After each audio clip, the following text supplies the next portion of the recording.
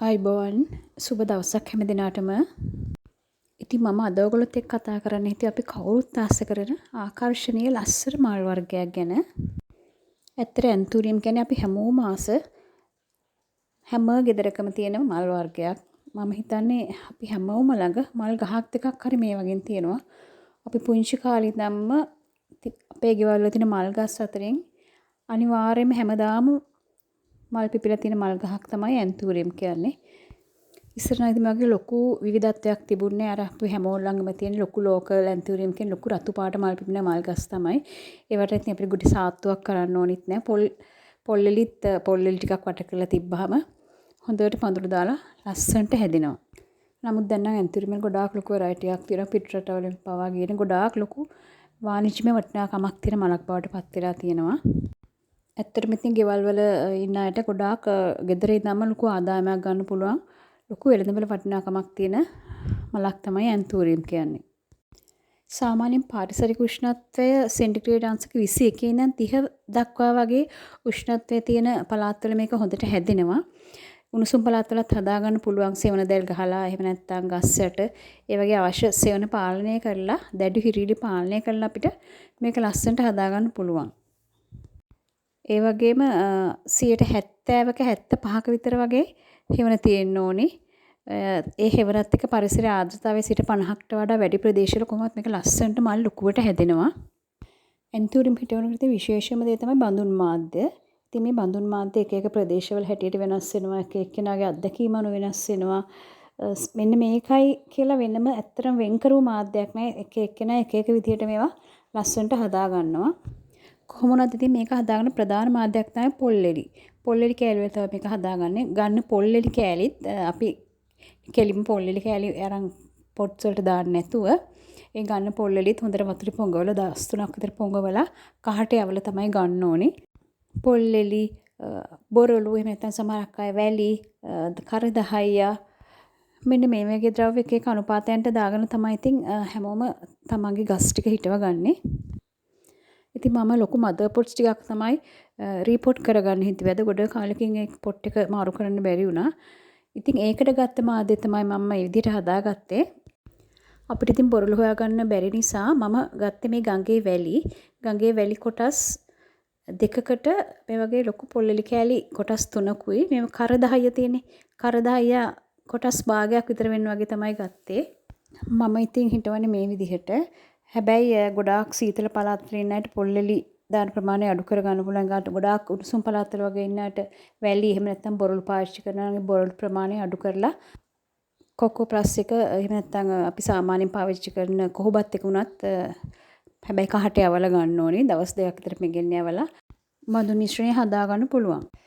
ඉතින් මම අද හදාගත්ත බඳුන් මිශ්‍රණය දාලා මෙන්න මේ වගේ ලොකු මද ප්ලාන්ට්ස් ටිකක් තමයි හිටව ගන්න හැදුවේ.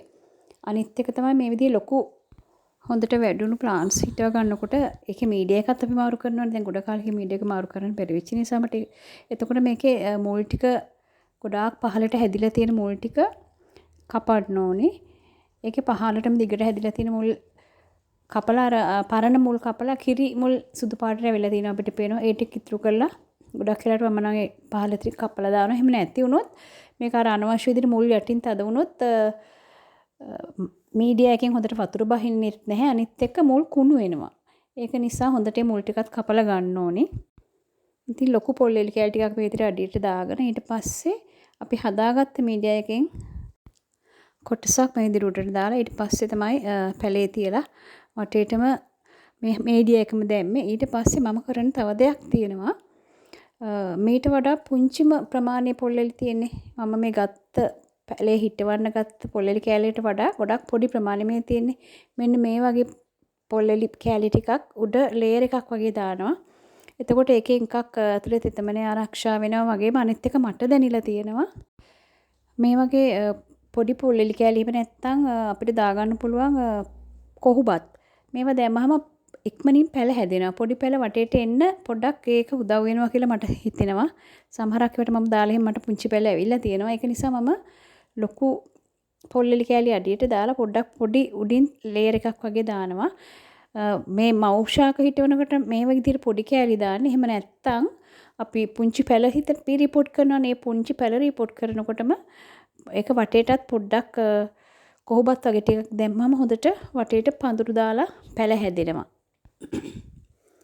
ඉතින් මෙතන නම් පඳුරු 3ක් ලොකුවටම හැදිලා තියෙනවා. මේ ඔක්කොම මුල් වලින් තමයි එකට එක බැඳිලා තියෙන. ඉතින් අර ලොකුවට හැදිච්ච මුල් ටික මේ විදිහට පාදගෙන පැලතුර අපිට වෙන් කර ගන්න පුළුවන්. උඩින් හැදුණු හොඳ කිරිමුල් අලුත් මුල් ටික පාදගත්තට පස්සේ අපිට මේ පැල ටික වෙන් කරගෙන පහළ තියෙන අර වැඩිපුර මුල් ටික කපලා දාන්න පුළුවන්. එතකොට ගහ හොඳට අලුත් විදිහට හැදෙනවා. එහෙම නැත්නම් ඉතින් ලොකු බුෂ් එකක් විදිහට හදා ගන්නත් පුළුවන්. මේ ප්ලාන්ට් එක එහෙම මේ පඳුරම අරගෙන ගොඩක් ලොකු පොට් එකකට දාලා හිටව ගන්නත් පුළුවන්. නමුත් මම නම් කරේ පැලතුර වෙන් කරලා මේ විදිහට හිටව ගත්ත එක. ඉතින් ගොඩක් පුංචි පැල හිටවන්න බය අයට මේ වගේ ලොකු පැල තමන් ළඟ තියෙන ඒවා ඕනි වර්ගයකින් ඒවා මේ වගේ ගලවලා පැල වෙන් කරලා රිපෝට් කරගෙන අතහුරු කර ගන්න පුළුවන්. ඉතින් ගොඩක් ඇන්තූරෙන් පැල ගොඩක් ලස්සනයි, ගොඩක් ගණන්නේ අද කාලේ. ඉතින් එහෙම මේ අතහුරු කරගන්න මේ වගේ ලොකු මද පොට්ස් ඕගොල්ලෝ ළඟ තියෙනවා වෙන් කරලා හදාගන්න. ඇත්තට මේවා එහෙම මැරෙන්නේ නැහැ. මේ ලොකු ගස් එහෙම ලොකුවට මැරෙන්නේ නැහැ. හොඳට වතුර ටිකක් දාලා මේක හෙවන තැනක තිබ්බට පස්සේ ආය ලස්සනට හැදෙනවා. මේකටත් මම ඉස්සෙල්ලක විතර චූටියටම කපාගත්ත පොල්ලෙලි කෑලි ලේයර් එකක් උඩින් මේ විදිහට දානවා. මට නම් ඒක ගොඩාක් ප්‍රයෝජනවත් වෙලා තියෙනවා. එක එක්කෙනා ඉතින් එක එක විදිහට අත්දැකීම් ඇති. නමුත් පුංචි පැල හිටවනකොට විතරයි මම ගොඩක් මේ වගේ පොඩිම පොල්ලෙලි කෑලි දාලා හිටවන්නේ. නැත්නම් ඉතින් ගොඩක් වෙලාවට මේ විදිහට තමයි කරන්නේ. මේවා ඉතින් සෙවන ප්‍රිය කරන ශාක වුණත් මේවට හිරු එළිය අවශ්‍යයි ලස්සනට මල් පිපෙන්න. ගොඩක්ම අඳුරු තැනක දිගටම තිබ්බත් එහෙම මල් හැදෙන්නේ නැහැ. හිරු එළියත් යම්කිසි ප්‍රමාණයකට අවශ්‍යයි. ඉතින් මේ ටික දැන් සතියක් විතර වගේ හෙවර තැනක තියලා සාමාන්‍ය හිරු එළිය වැටෙන තැනක තියන්න ඕනේ.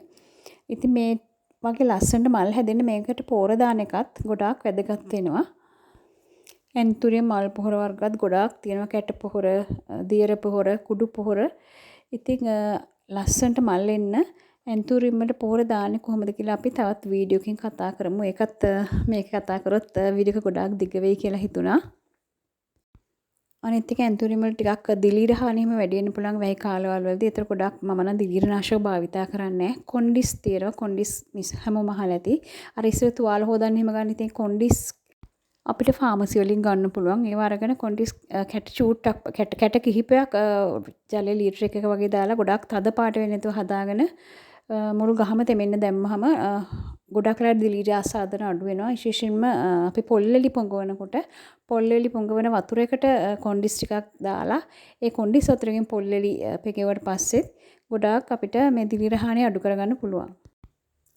ඉතින් මේ වගේ ගෙමිදුල ලස්සන කරන, මනස සුවපත් කරන ලස්සන මල් ටිකක් ගැන කතා කරන්න අපි ආයෙත් වීඩියෝකින් හමු වෙමු. හැම දිනාටම සුබ දවසක්. තෙරුවන් සරණයි.